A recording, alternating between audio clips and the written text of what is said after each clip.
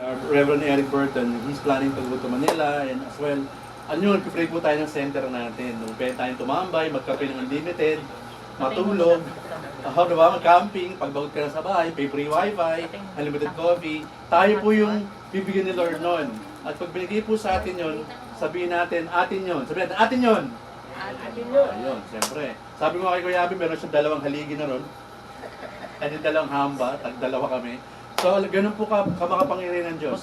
Ako po, lagi ko pong sinishare sa inyo na I've been with the ministry for 20 plus years. Si Kuya Abi rin siguro, ganun na rin, higit pa. But this is a miracle of God that we are part of an international church. Ang pangalan po ng church na sa Korea, Pyongyang, o hindi, K kasi sa Pyongyang, Chail Church, check sa YouTube. Tapos, yung pong Church of Pastor Eric sa Hinesville, Georgia ay Covenant of the Poor Church.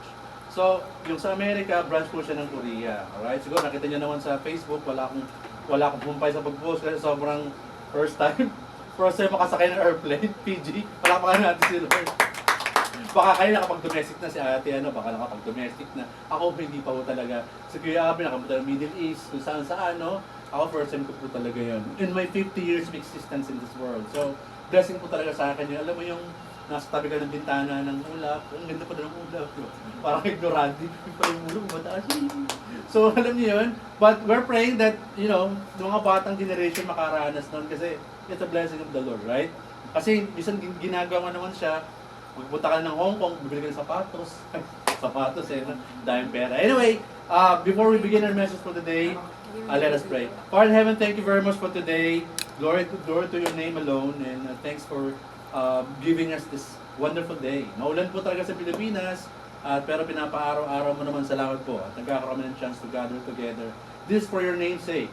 And we glorify your name, we honor you, we give you thanks and praise for your good. Bless all our families and give us health. And Father, as we continue to lift you up, yung BTSC Worship Center Manila, ito po ay gugugulan ng halaga, pero ikaw makapangyarihan sa lahat, ikaw yung may-ari ng mundo, ikaw may-ari ng buhay, ikaw may-ari ng lahat ng nilikha mo, kaya walang imposible sa iyo. Malapit na po ito at kiniklaim po namin sa pangalan mo, kaya po inanampalataya ng buong puso at papalain na po kami, ikaw yung paghimalang Diyos, lahat pwede sa iyo, lahat ay posible. Ito kami dalaga sa Panginoon Jesus. Amen! Pamilya pala ni Kuya Abi, natay kasya, di ba? Kaya kailangan malaking place. Kaya malaking place yung ibibigay sa atin, Lord. Kaya mag-alala. Sinabi ko na po yan. Anyway, thank you very much. Good morning. Welcome to Brothers and Saints Church. Alright, Manila. So, sa lahat po sa inyong pagpunta. Ito po pala sakto. Nabigyan niya, napakita natin. Ito po kami nagpunta nun. Ito po yung prayer garden, yung kapila nun. Prayer garden siya. Doon po nilagay ang labi ni Reverend Abraham Di Sarmiento Park. Okay? Na sa po 86 years old na pumanaw, kinuha ni Lord. 2014 siyang binawi ni Lord, binawi kanyang life, pinawis sa bahay. Nakalibing siya banda dito, kasi ito yung bandang gilid. So yun po yung prayer garden. Check sa Facebook ko, tuwan-tuwa po ako, nakita ko yan. Mataas po yan, bago ka makarating dyan, syempre, medyo hingalin ka ng konti, pero okay lang, worth it naman, okay? So ko lang pong i-flex sa inyo kasi yun yung ginagawa kong PowerPoint background kasi nakaka-refresh. Alright? So, pag-aaral po natin ngayon ay of course tungkol pa rin kay Abraham. Yung title natin ay, yan. Okay? Yung title ba? Wala kang lagay. Ito lang muna. Pag wala, okay lang.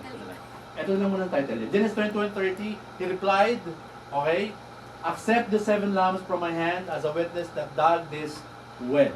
Ito po yung kwento kung saan si Abraham ay naghuhukay-hukay ng mga balon. Sino nakakaligib sa balon sa probinsya? Yung mga generation ngayon, napaka-bless mo. Nung panahon namin na Kuya Abi, balon, ang haba. Tapos mag-iigil ko pa na malayo, sila ate nakaka-relate. May poso pa kami mga guy, poso. Tapos bibig pa mong gano'n, napaka-bless na ngayon, puro instant. Sabi talaga, puro here. So ito yung nagukay si Abraham ng balon. Ang kwento ko lang mga bilisan kasi pag Old Testament ko kailangan pong medyo mahabang paliwanag, pero sisimplihan ko. Kaya siya nagukay para doon sabihin niya na ownership, land ko to. Especially yung kaya niya yung Canaan, yung land of promise. Land of promise po yung, di ba, sinakala kay Moses, taas kamay. Moses. Si Moses, yan. Ikot sa desert, tama? Galing sa Egypt, inalipin yung mga Israelita, ng Egyptio, tapos lakad sa desert, hindi ni Moses napasok yung Canaan, o promised land. Sila Abraham napasok na nila. Kasi mga sunod na generation kay Moses, napasok nila yan. Alright, next. So, Canaan yung pinag-uusapan nila dito. To survive, we must drink from Abraham's well. Ito yung title. To survive, we must drink from Abraham's well. Para daw mag-survive o mabuhay o tumatagang buhay, kailangan uminom sa balon ni Mang Abraham. Ay, Kuya Abel ng bida dito. Talagang palapakan natin si Kuya Abel. Glory to God, glory to God. So, Abraham's well. Kasi po, nagugay nga si Abraham, bumuha ng balon. Inuman ng tubig. And indeed, a Reverend Abraham Park in Korea, doon sa sa Yeoju, naggawa rin siya ng mga well po doon. Pinakita sa amin yon. Tsaka iba hindi namin nakita na pero malawak kasi yung lugar. So, nagukay din siya. As a sign of ownership of the place and dedicating the place to the Lord. Alright, next. To survive, we must drink. No? Abraham dwelled in Beersheba. Alam niyo Beersheba, narinig ko lang dati, hindi ko pinapansin eh. Kasi wala pa ako sa church na to. Pag narinig Beersheba, para may alak. Actually, in Beersheba, may katunog yung Bathsheba. Pinaging girlfriend ni David. Kailan ni Kuya Ben, ni King David, na naging anak niya ay, ayun, alam niya na.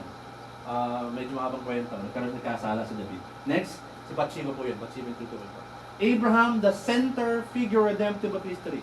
Okay? Siya yung center ng redemptive history kasi siya po yung pinagmulan ng mga lahi, although si Adam and Eve ang pinagsimulan. Beersheba, one of the dwelling place of Abraham, isa.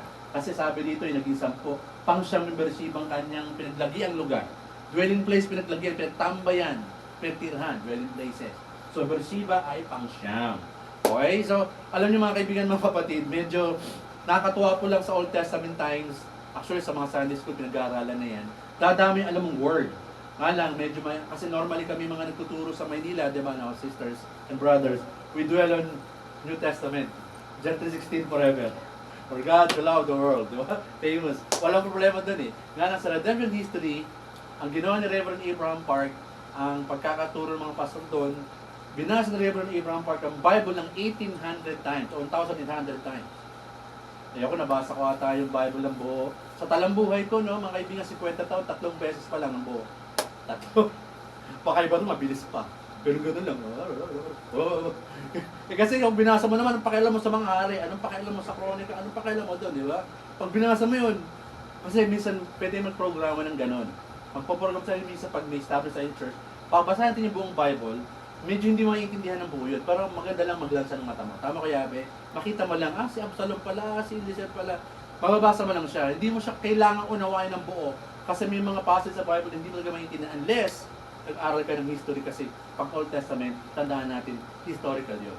Hindi mo basta-basta maintindihan na ganun lang. Pagkaya ng, segue lang, pagkaya ng baboy. May mga religion, ayaw nilang kumain ng baboy. Bawal daw, sabi ng Bible. Teka lang. Kasi yung tinutukoy sa Bible ay Israelita. Bawal sa kanila ang pork at madumi ang pig sa kanila. Sobrang dumi. Pati nag-aalaga nga damay eh. Alam niyo ba yun? Sa Hudyo, pag mag-alaga ka lang, magagawa ka ng baboyan, pati ikaw damay ka. Madumi ka rin daw. Tatanggapin mo ba yun? Paano ka nagka-negosyo ka ng baboyan? Madumi na ako, may amoy yun. Pero hindi, negosyo ko po. Bahala ka sa buhay nyo. Tapos ako tip ng lechon, di ba? So hindi ganon. Binago ni Lord John. Ang ginawa niya, lahat daw nung lumalabas, yun lang nagpaparumi, hindi pumapasok. Kasi yung pumapasok, tinuo mo lang. Hindi nagpaparumi sa iyong spirito. Sa katawan mo lang dumadaan. Kaya gusto ko lang maintindihan sa inyo yung lawak ng pag-aaral ng Old Testament tayo. Para mas may preview kayo. Medyo mahaba itong pag-aaral natin, pero kaya po tayo hinahanda ni Lord kasi gusto po niya makita niya yung katapatan natin sa Kanya. Kasi po, itong pagpapala po sa amin, sorry, kailangan ko lang banggitin dahil first time ko namin yung iba sa ating bulwagan dito. It's a great miracle that as pioneering church like this is been handled and managed by an international church. Amen po ba? Palapakan natin ng Panginoon. Alam niyo ba, taon ang ginibilang ng mga simbahan para makapagpagawa o makakuha ng sa church. Taon po talaga. Hindi po biro yun. At kailangan mo maglabas talaga ng malaking masakit sa bulsa para magkapag... But tayo, we are on the way of having our own place. Why? Because of God's faithfulness. And the people who are here, and Kuya Aben, the rest people who are praying for us, iba kahit hindi kinakapunta na you're praying for us, dahil din sa inyo. Kaya kailangan ibigay yung credit na yon. Kasi alam niyo ba mga kaibigan, mga kapatid, marami mga simbahan sa Pilipinas. Pero we are blessed to have this kind of affiliation kasi nakaka-bless siya. Isa ka ba naman nakakita? Ililibre ka ng aeroplano pa hotel. Ano, senyorito? Diba? Pagdating po namin, pinagsisin ko ng Pinagilingkuran pa kami ng Koreano mga matataas pinag-aralan sa amin. Diba nakakahiya? Nakakahiya, ikaw lang. Yuyuko-yuko ako pa, yung sa'yo. Sumakat ka hilag yung kakayuko eh. Kahit mga bata titingin sa'yo, papakan naman kung yuyuko yung bata, yun yung ka rin. Butik na ako magkarayo mga kayuko eh. Pero taga sila mag-respect, di ba? Ay, kung ba, paborito na naman kay Novela, di ba? Siyempre naman. Pero, so makita natin doon, how God is faithful. Gusto ko lang i-share sa inyo para ma-excite kayo. Kasi, this church is a blessed church. Amen? Noong panahon, nagsimula mo sa studio, medyo maliit. Malamig lang pero liit. May capital pala, pero liit lang talaga na yung magawa yung panahon. Darating time na ito na po yung lugar natin. Salamat sa Panginoon. Amen ho ba? Hindi naman pwedeng lahat instant boom agad eh. Kasi God is want to have our faith. Even si Abraham, na pinagkukwentuhan natin, nahirapan din siya. At tapusin tayo. Next natin. Alright? Para matuloy-tuloy natin ang gandulo niya. Next slide natin, Len. Ayan. Why Abraham dug a well in Beersheba? Bigyan ko kayo ng preview. Ba't siya naghukay ng balon sa Beersheba? Ba't siya naghukay? Next. Kasi, ito paliwala na mabilisan. Abraham's well at Beersheba. What is the importance and what took place? Ano yung kahalagahan na si Abraham naghukay? Bakit? No, bakit niya ginagawa? Para lang maghukay lang siya. Para lang wala siya makagawa, maglilibang. Hindi, no? Meron po yung significance. Next. Alright? Tandaan po natin yan, naghukay. Abraham is 100 years of age when Isaac was born. Ano ba yung edad niya nung sinilang si nakaalala? Si Ishmael. Line of 8.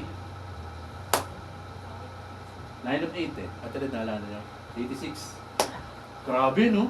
Sinilang yung unang anak ni Sarah, 86. Sumunod yung pangalawa, 100. Pero si Isaac yung tinuturing na son of promise. Kasi si Ishmael ay colorons. So yung mga nakakaalam, alam nyo na yan. Beersheba where Hagar and Ishmael was kicked out. Makabuluhan ng Beersheba kasi dito napatalsik at napalaya si Hagar at si Ishmael. Kasi yun, nagsarili na sila ng buhay. At kasi nga hindi nga kalooban talaga ni Yahweh na si Ishmael ang maging ituring na firstborn ni Abraham at tagapagmana ng pangako ng Diyos. Si Isaac po talaga ang tinakda ng Panginoon. Si Yahweh. Next slide please. Alright. Okay, permanent ownership. Ito ba yung dahilan? Bakit ba si Abraham naghuhukay ng balon? Permanent ownership. Yan nila ng Kina. Amin to, bigay ni Yahweh to. Amin to. Amin to, amin to. Bigay ni Yahweh to. Abraham Dagwell.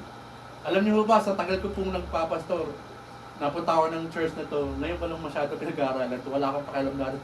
Eh ano, kung nagkukay siya ng balon, pakialam ko maro. Hindi naman niya hinukayan, buti kung nagkukay siya ng septic tank. May pakinabang pa. Alam niyo yun, when you study the Bible, you study the whole Bible and you understand well. Ganun pala. Si Abraham, hukay-hukay pa lang po dati. Hindi ko yun alam. Okay, next slide please. So, permanent ownership. Alam niyo ngayon dahilan. Naghukay si Abraham dati sa Canaan, sa land of promise, kasi gusto niyang pakita na Yahweh ibigay mo sa amin. Amin to. And even in our place, in any place that God will give you, your home, church worship, career, employment, ganun din yung significance na pwede mong gawin nun. Ownership, akin to, bigay ng Panginoon to. So spiritually saying, hindi mo naman mag-uukay gano'n sa opisina ng walang balon, di ba? Huwag ka nag-uukay dyan. Sabi ng pastor na, mag-uukay daw ako, akin to. Baka si Santing ka. Hindi yun ang ibig sabihin. Merong significance kasi yung ginagawa ni Abraham into the new living. Kaya pinag-aaralan ng Old Testament, ikukunan sa bagong buhay, at ano yung significance? Pag-aaralan po natin ng mabilis, pero sana maintindihan nyo tayo. At the time when Abimelech and Phicol, the commander of his forces, said to Abraham, God is with you in everything you do. Itong mga mamang ito naniniwala kay Abraham. Sinasamahan ka ni God sa mga ginagawa mo. Ang sarap sabihin sa atin yun, sinasamahan tayo ng Panginoon sa ginagawa natin. Tandaan nyo, many will question, many will will doubt what God is doing in this church. But believe me, maniwala po kayo sa akin, asaktan ng Panginoon. Sabi ko kay Piabi, ang hingit naman yung kinabang ng ginagawa natin dito ngayon sa BTSC, yung susunod generations. Alapakan natin ang Panginoon. Bakit? Sila kasi nilipa papunta ron sa Amerika o sa Korea pagdating ng panahon. Kasi edad naman natin medyo dagdagan pa ng 30 anyos, 40, medyo sulit na tayo nun eh.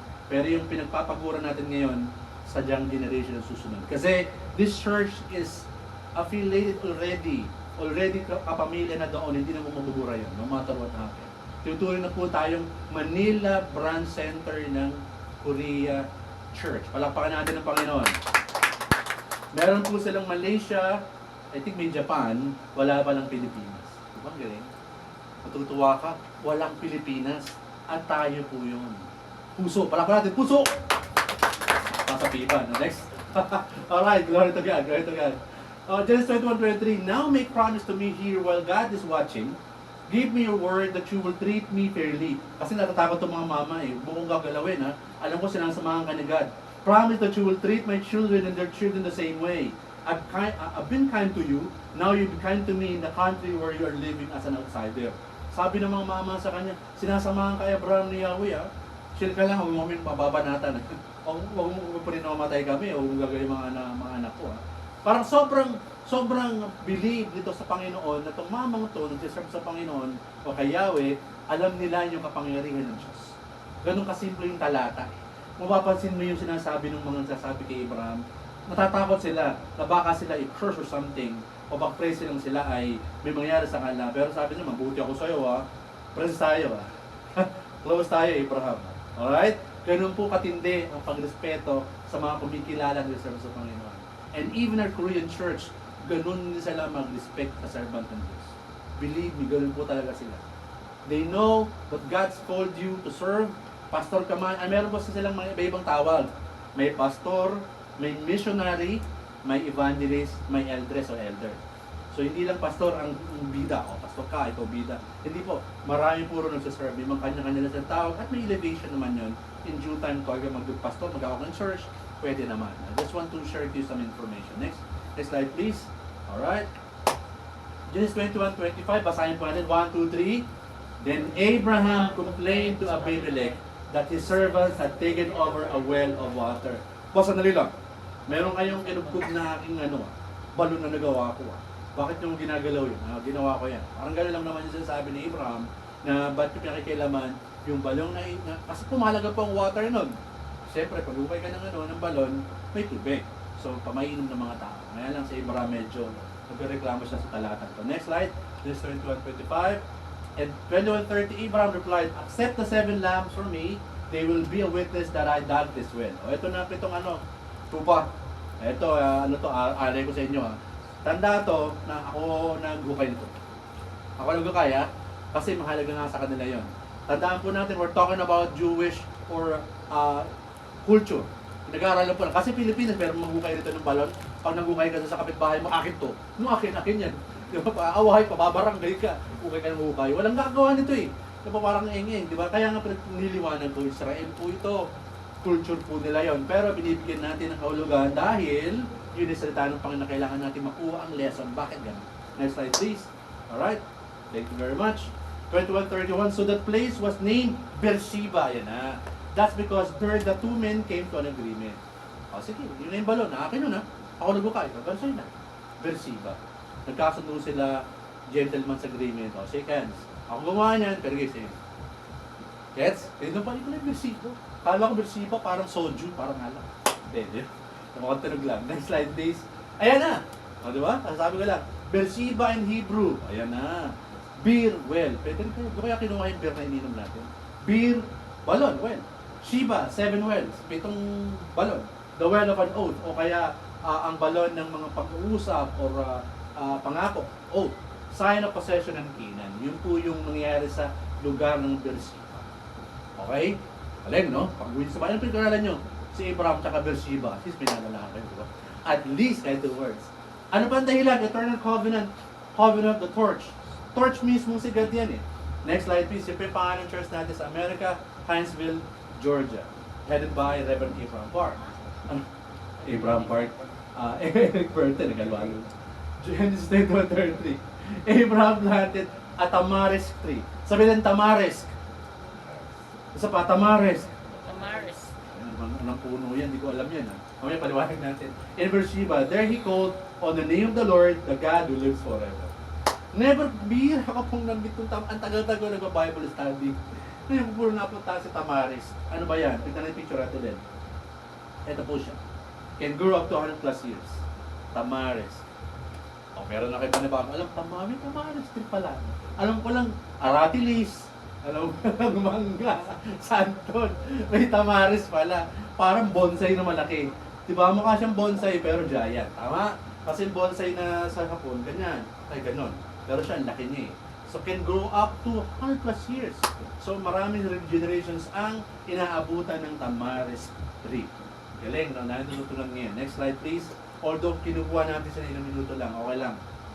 Canaan, land of milk and honey, foreshadow of heaven. Pag sinabing Canaan, land of promise, land of milk and honey, minsan ng Amerika tinutuloy na gano'n eh. Kasi America's land of opportunity, hopefully makapunta tayo dyan. Palakpan natin ang Panginoon. Siguro yung mga nakaranas mag-snow dyan, bless na bless kayo. Ako rin hindi pa nakaranas mag-snow. Sana makaranas din naman ako, pero pray ko naman, no, atihan, no. Let it go, let it go. Oh, pag nakita, pero po ako member dati si Marie, sila po ay pinitisyonan ng kanyang makamag-anak sa Seattle. Nung first siya nag-post ng nag-snow siya, wow, God bless this, God bless this. Tumala ka sa snow. Diba? Eh pag nag-snow tayo mga Pilipino, alam niyo na mangyayari, tayo mga parang Pilipino. Halo-halo, mati. Diba? Huwag ka mga sao. Joke lang, may gumawa nun eh. Anyway, heaven is a place of abundance. God's covenant is everlasting. Of course, para sa children ni Abraham, tayo po yun. Lahat na nampalataya kay Yahweh, naniwala sa ating Savior, sila tinuturing na children of Abraham. Hindi siya physical, spiritual children. Gets po? Kasi po yung physical yung mga Hudyo. Spiritual yung hindi Hudyo na naniwala kay Jesus. Ganun po siya. Okay? So tandaan natin, Canaan, land of milk and honey, yun po yung lupang pangako na rinig ng Tagalog. Lupang pangako na pinilit puntahan nila Moses at mga tropa. Okay? Yan po yun. Pero, foreshadow siya ng heaven because it's a place of abundance and peace and joy and everything. Amen. Next slide, please. Alright. We must remain near the well of oath. Dumikit, lumapit dun sa balon na pinag-uusapan. Bakit daw? Because God made the covenant with Abraham with oath, it can be broken. Si Yahweh ay nakipagkasundo kay Abraham at hindi ito mababasag, hindi mapupunit, hindi masisira. Alam natin ang balon ay source of life. Siyempre, lalo ng panahon no, napakalaga po ng may iniinom. Di ba? So, hanggang ngayon naman din, napakalaga nga lang. Iba na ngayon, may mga mineral water na. Kasi nung panahon nga sa... Sino rito nakaranas, minom ng tubig sa banga? Kami lang, konti na kayo magtataas ng kamay. Alam ko yan eh. Manamis-namis. Di ba? Yung mga generation, sorry, yun na alam. Yung banga, yung para malaki tapayan na ganyan, na gawa sa paso, tapos sasalo ka, merong sasalo ka gano'n, kaya may gripo minsan, depende, pero yung mga nauna walang gripo eh. Tatanim yung takip, kukuha ka ng tubig, matamis. At masarap pa nun, yung santong po yung bao. O, di ba? Ano kaya yun dito? Sorry, mga bata pa kayo eh. Tayo lang mga olis makakaintindi. Bao, kuha kang tubig, lagay mo sa baso. Ang tamis ng lasa, iba sa tubig ng gripo at mineral water. Ganun po yung mga tubig balon na aming naiinom dati. Now, remain in the body of Christ, yun po yung significance. Bakit pinag-uusapan natin ito? Ang ibig sabihin mo pala, we must remain in the well, sa balon na ito, we must remain with God, we must remain in His Word, we must remain in Christ. O, alam nyo na ngayon, ano yung significance? Pinag-uusapan natin yung paghukay ng balon. O, ito na. Kinukonect na natin sa buhay na pwede mong i-apply ngayon. Kasi paghukay ng balon, hindi mo yung pwede gawin sa bahay. Okay, next slide please. Alright. Isaiah 12:3. People of Israel, He will save you. That will bring you joy like water brought up from wells. Ililigtas ni Yahweh ang Israel at tayo man din. Ganoon. Tayo pa rito sa isang version. Therefore, with joy you will draw water from the wells of salvation. Tandaan natin, ang water po kasi meron significance sa Bible yan. Meron ditong verse na ating i-expound ng mga yan. Next slide please. Okay. Ayan. Ano bang ginawa ni Abraham? Anong ginawa ni Isaac? Isaac restores Abraham's well. Isaac 304. Nung pagkatapos, wala na po si Abraham, kumanaw na siya, ituloy ni Isaac yung mga balon-balon na iyan. Pahukay-hukay na yan. Okay, next slide please. Okay? So, that's maintindihan nyo. Si Abraham, then si Isaac. Genesis 26:2. Then the Lord appeared to him and said, do not go down to Egypt, live in the land of which I shall tell you. Sabi ni Yahweh, Isaac, huwag ka na punta kung saan-saan. Diyan ka lang. Diyan ka lang, Isaac. I tell you, diyan ka lang.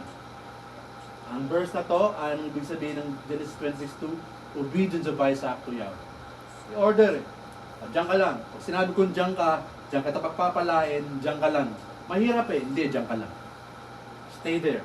When God's word say to you, brethren and saints and members and fellow people of God, makinig po tayo. Sabi po kasi ni Yahweh. Next slide please. Ito po yung content ng Genesis 22. Genesis 23, dwell in this land, and I will be with you and bless you. For to you and your descendants, mga ina po, mga lahi, I give all these lands, and I will perform the oath which I swore to Abraham your father. Sabi ni Yahweh, dito ka lang, lumaki ka lang dito, huwag ka nang punta sa Egypt, o yung Egypt ay lugar kung saan masagana ang buhay, mayaman po tagang Egypt noon. Dwell in this land, dito ka lang, kasamahan kita, pagpapalain kita, pati mga ina mo. At lahat ng pinangako ko sa iyong tatay, gagawin ko at mararanasan. Mga kapatid, may mga pangako sa atin si Lord. No? Siguro, you need to understand why pandemic happens and now it's almost over, right? Ang hirap dati lumas sa ibang bansa, ang hirap pumunta sa ibang lugar sa Pilipinas. So dito nang ano yan, yung mga daming test, kasakit sa ilong, ano-ano, maggastos ka pa. Alam niyo ba ng panahon nun, parang tingin niyo hindi matatapos, di ba? Mapalakpakan natin sa Lord, natapos din. Tapos ako nga nasa bahay lang, order ka lang ng food grab, saka food pan. Kung may pera-pera, pag wala, luto-luto ka lang. Diba? Tataba ka na kayo sa bahay niya. Pa-order ka ng Jollibee dyan, saka ng Linis dyan. Kala niyo, huwag lalabas, dito lang tayo. Kung isa lang lalabas, mag-grocery, isa lang. Tatad ka pa ng mask, may picture ka pa. Takot-takot ka labas kayo, pag may bubu. Diba? Galit-galit ka na pag inubuhan ka, diba? Pag gusto mo sutok yun eh. Inuubo ka pa, dito ako sa harapan ko. Tutok ka. Naalala niyo yun? Pag may matching, dito ka pa matching. Galit na galit ka. Samantala, pag ordinaryong araw ka may matching, wala kang problema. Pero paano ng pandemic, may matching, may umubo. Gusto mo na sapakin talaga, ba't di ka lumayo kasi? Pero salamat sa Panginoon. Dahil sumunod tayo lahat sa Panginoon Diyos, nanampalataya tayo, nagwakas din ang dilubyo na naranasan ng buong mundo. Just a reminder, mayaman, may kaya, may prosesyon, wala naman ang gawa sa kamatayan niya, di ba? The message of that is, gusto ko lang i-share ng bahagya. Hindi ito ginawa ni Yahweh para puksain at ubusin ng tao. Nangyari po ito dahil sa, of course, man-made negligence. And then what is the message? God is powerful. God knows everything. Money can buy anything. Can't buy anything. Can't buy even health. Kung milyonaryo ka, tinamaan ka ng sakit, ba't ka namatay? May pera ka. Kaya mo stem cell. May nagawa ang stem cell ng wala. Wala. Pero the message is, God is powerful. And life is really important. You need to enjoy it with God, with your family, because you will never know what will happen to you. Tama po ba? Ganun po kasi naman tayo eh. Sasabihin ko nga sa inyo before I end this message, kung kamatayan lang, nai-email ni Lord, na-chat sa'yo, di ba ang saya? Ako narinig yung Pastor Tom, ako kung sa akin lang original. Yung mga na-email ka na ni Lord, Pedro, year 2030, 7:30 p.m., dinner time, Vikings, unlimited kayo nun eh, mamamatay ka na. Mabibilawan ka ng siomay, 4. Meron ka ng gulaman, may sago, nabulunan ka. 7:30 patay ka na nun. Ang saya, di ba? Tapos ko yabi, alam mo na eh, Vikings, SM, Megamon. Alam nyo lang guys ha, 7:30, anong oras na? Pinsan, 7:42. 7 na, malapit na, 30 minutes mamatay na ako. Susubo na ako ng siomay, ilan daw? 4 na sa email. Ito na yung gulaman, susubo, iyakan na sila ngayon. Eh di, pangay di mayak, patawa eh. Imbis na mayak, ikaw magkano, matay ka na to. Natawa pa eh. Ba't ko sinasabi example? Kasi hindi mo alam. Ayun ba? Hindi mo alam yung oras, petsa, at anong paraan. Pero meron ba namang gusto mamatay ng tragic death? Wala.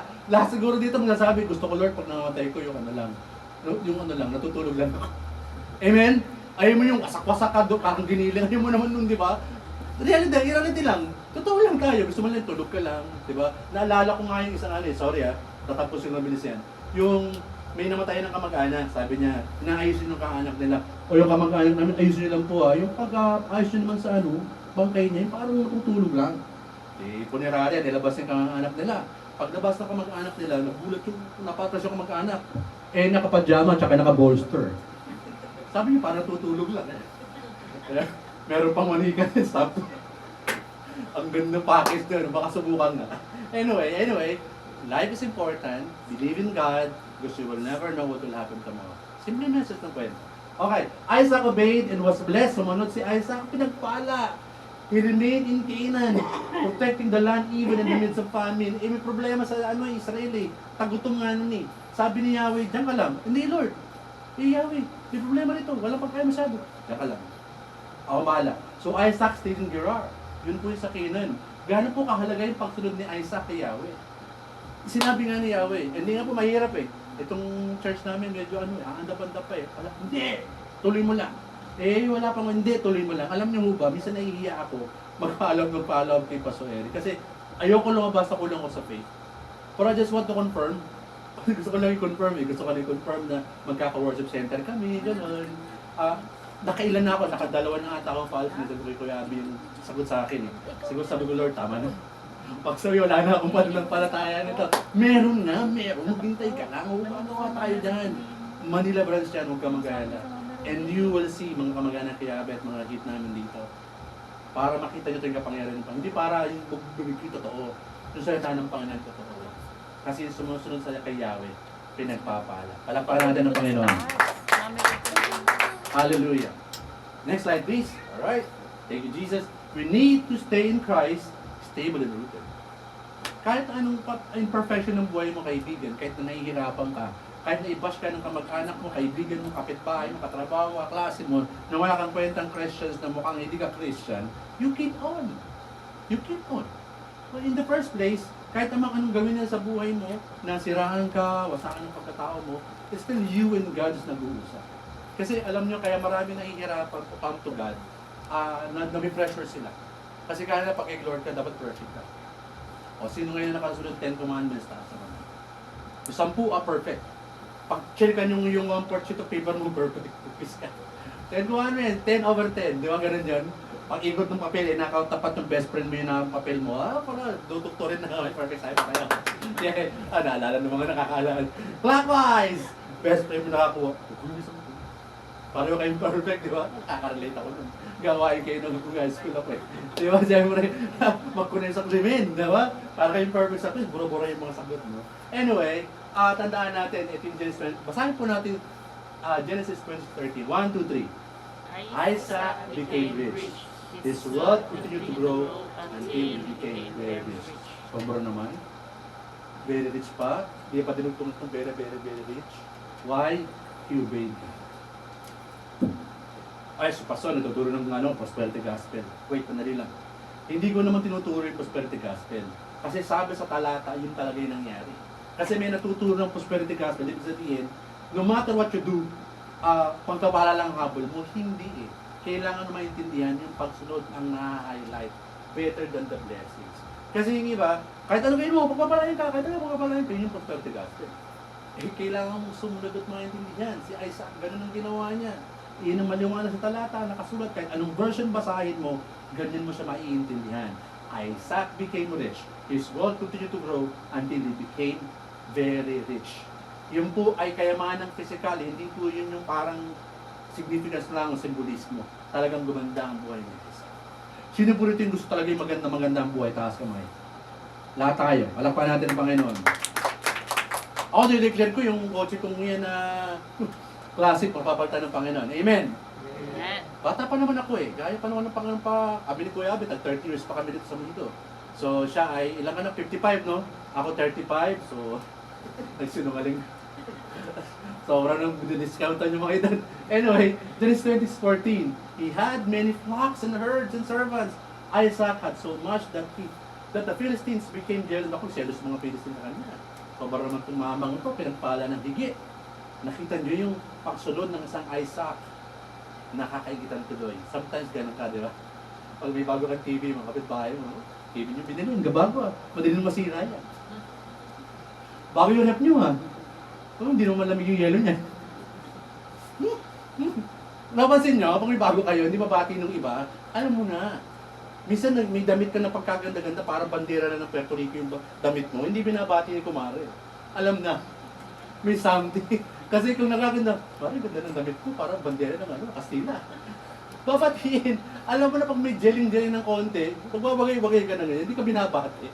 Alam mo na yon. Ganun talaga pag pinagpapala. Medyo nakabato, medyo kinaiingitan, masanay ka na. Pero pag-pray mo lang sa Panginoon, ganun talaga, si Isaac naranasan mo. Next slide please. Proverbs 10:22, basahin po natin, i-claim po natin to. Lahat tayo, bata, matanda, para sa atin to. 1, 2, 3. The blessings of the Lord makes one rich, and He has no sorrow. Pagkaling kay Lord yung blessing, wala ka nang iintindihin. Sinasample ko lang yung paglipad namin pa Korea, wala naman masyadong inintindi. Kasi dinala kami roon, pinakain kami pa ngayon ay kumain, nahihiya pa kami. Diba? Kain pa yung nahihiya. Pero sila, ayaw na magugutom kami, ayaw na nauuho kami, tapos pinrovide nila lahat, nahihiya pa sila. Those Korean servant of the Lord, pagtingin ko ng kanilang profile, manager ng LG, merong paradise sa hotel na hindi siya employee na basta, may supervisor din, magaganda po yung kanilang estado ng pamumuhay sa Korea. Pagdating sa paglilingkod sa Panginoon, wala silang pakialam doon sa estado nila sa kanilang office. Mahalaga sa kanila mag-serve sa Panginoon. And that's why they're blessed. And all of us will be blessed as well. All of us. All of us. Alright? So Genesis 20:18, Isaac opened up the wells again. They had been dug in the time of his father Abraham. The Philistines had stopped them after Abraham died. Christians talaga medyo kontrabida eh. Isaac gave the wells the same names his father had given them. So yung simula ni Tatay Abraham, sinuloy ni Isaac, pinagpala siya, o yung mga Philistines kumakontra sa mga ito, sinuloy pa rin ni Isaac, he obeyed God. Next slide please. Alright. And again in Hebrew, shav, return, recover, a heart, symbolical wells, unclog wells with the word of God, unclog our hearts. Si Isaac nag-repent, sumubok sa Panginoon, pinabayaan niyang ang Panginoon ay mag-aari sa kanyang buhay. Kung yun hanapin natin lesson ng ginawa ni Isaac, kanina Abraham, ngayon naman Isaac. Restoration of word here, restoration of faith, Isaac himself repented. Minsan nawawala ka sa faith, minsan nalilimutan mo, minsan napapahinga ka, minsan parang naka-overwhelm ka ng problems, you return to God. Just like Isaac himself repented and was blessed. So much blessed. Next slide please. Alright, tapos na po tayo. Salamat po talaga sa Panginoon sa pagkakataon. Hosea 10:12, your heart as field that has not been plowed, if you change your ways, you will produce good crops. So plant the seeds of doing what is right, then you will harvest the fruit of your faithful love. It is time to seek the Lord. When you do, He will come and shower His blessing on you. Alam niyo mga kaibigan, mga kapatid, kung iba mga tao ay gumagawa ng illegal, gumagawa ng krimen, ay ang daming pera sa mundong ito. Kahit ating mga Kristiyano, hindi po masamang mag-pray at mangarap kapag palayan ng buhay. Alam mo yung pag pupunta ka sa department store, pupunta ka ng damit, titignan mo agad yung price tag. Price tag, my name. Tinanong yung pera. Mahal, di ba? Mahal. Lalapit ka pa ng sales lady, presyo pa. Ano pong hanap nila? Kapayapaan at katahimikan ng hanap ko. Hindi ka nang bibili, di ba? Kaya mahal. Papasok ka sa Mark Spencer, papasok ka sa mga kung ano mamahaling tindahan, sa Lacoste. Titingin ka lang naman talaga, pero wala tayong pambili. Pero hopefully, time will come that you can enjoy good things. Amen? Napagpunta mo ng kainan, tagal mo rin sa menu ng harapan. Oh, chicken joy, ito, pag ito dalawang things, 150. Titingin ka sa bulsa mo, 140 lang. May tubig kayo. Nakakarelate kayo lahat, di ba? Time will come. Magharap mo rin, order ka dyan. Punta ka na Starbucks, order ka. Anong order mo? Sige, ano na. Paano ba yan? Time will come na hindi mo na gagawin yan. Alam yung pressure na gusto mag-enjoy ng pagkain mo, wala kang pabayan. Alam yung pressure na gusto mong nakikita mo sa Facebook, walang yung mga Facebook lagi rin, paano yung post up, nagugutom ka tuloy. Kung gusto mo tuloy kumain, wala kang pambili. Alam niyo, that's one thing I want to say to you. Thanks for the family, Kuya. What God has done for us in flying to Korea, this generation that this church will have the opportunity to go here. Just need to obey God. Just need to bear with Him because He is in the business of changing lives and blessing us all. Alam niyo, sobrang mapaghimalang kamay ng Panginoon. Tandaan lang po natin, lahat ng kabataan dito, nais lang po ng pastor nyo, gumanda buhay nyo. Ayaw kong pambili na ng korneto, mangutang pa ka. Ayaw kong magpapaload na mangutang pa ng load mo. Diba? Maganda pa, ikaw nagpahiram, hindi ko binayaran. Okay lang, binigyan. God bless you mo. Ikaw yung binigyan. Masama pala, no? Kala ko nagligay. Amen? Minsan may pinangutang ka, nagbayad. Eh, hindi niya kaya. Hindi yung kinakatok mo, madaling araw, bilhin mo, nang bayad ka na! Ay pala, wala ka na talagang pera. Time will come na dati dumating sa punto mo na ikaw yung nanghihiram, nakakayang singilin, time will come, ikaw papayaran. Hindi ka bayaran, thumbs up, ano mo sa'yo? Nagla ka talaga kumari ka. Puro ka lang salita. Pag namumutang ka, aamo-amo mo, pag sinisig ka, parang tigre. Minsan yung mga naniningin, nahihiyan eh. Anyways, God is a blessing. Alright? God will bless us. We must continue to dig wells. Ito na po tapos ako. Proclaim the word of God. We are digging wells. Salita ng Panginoon. The well of Esek argument. I-face sa Philistines kanina. Ito pinasummary ko na lang para ibumaba yung ating topic ngayon. Tandaan po natin yung word ni Lord. We need to cling there. We need to listen and obey Him. We need to follow Jesus. See, the essence of our story. Mahaba naman ang kinuwento ko, Pastor. Yun lang pala. Oh, ganun po talaga yung redemption history. Ganun po talaga. Kung haba-haba ng pinagkwentuhan, dahil yung pinag-usapan, may kwentong dalan sa dulo. Ganun po talaga ang redemption history. And Pastor Eric told me, you need to preach the way we preach the redemption history. We want to ordain you, Pastor Herbert, and you need to teach how we teach. And this is the teaching that hindi kayo maliligaw. Bakit? Ugat yung pinag-ugatan eh, tapos bago piniliwanan sa'yo. Hindi pumunta ako rito, for God to love the world. Hanggang matapos ako, yun pa rin ang sinasabi ko. Alam ko na yun, Pastor. Dugunin tinga ko dyan, alam ko na yan. Ngayon, may bago tayo natututunan. Pero ang ano lang, essence sa summary ng kwento, you obey God. Keep His word. Cling on His word. Be rooted. Yun siya simple. Kahit nahihirapan nga, kahit may pressure, may challenges, kahit binabash ka, born again, quit. Tuloy ka lang. Isaac was blessed. May famine sa lugar. Nahihirapan ka sumunod, nagpe-persecute ka, sumunod ka pa din. And that's the story of that. And this, ito. Sabi lang. Itong next. Isaac's servants also dug in the Gerar Valley and discovered a well of fresh water. Pati yung servants ni Isaac. Anong essence ng talata? Lahat ng taong kadikit mo, lahat ng taong malapit sa iyo, madadamay sa pagpapaalam. Palapakan natin ng Panginoon. Kaya nga servants na lang, di ba? So, tandaan po natin, simple lang naman ang buhay na gusto sa atin ng Panginoon. Gusto kanyang pagpalain. Anong gusto mo ba? Opo. Hindi sinasabi sa sumunod tayo. Although it's really hard to do it. And you need to do it. And before I end this message, it's the first time to talk, namit ko na iba po mga kamag-anak ko Yabe. It's the first time to speak here as messenger of the Lord. Ito lang po yung gusto kong sabihin, yung ulitin ko lang kasi na-overwhelmed talaga ako. At hindi ko talaga maubos maisip na isang American pastor, bibigyan tayo ng atensyon. Kayo rin iisipin niyo. Gagastusan kayo ng dollar, para saan? Siguro para sa mga mukha lang natin. Palapan natin ang Panginoon. Pero wala sa ating pakikinabangan.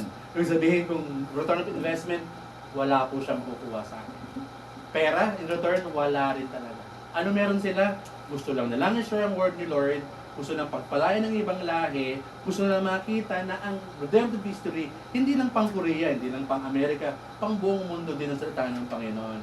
At masaya kami na may Pilipinong pastor doon, na may tsura lang, ganun lang. Hindi naman mayaman, pero may tsura lang ng konti, na sumusunod sa Panginoon. Amen po ba?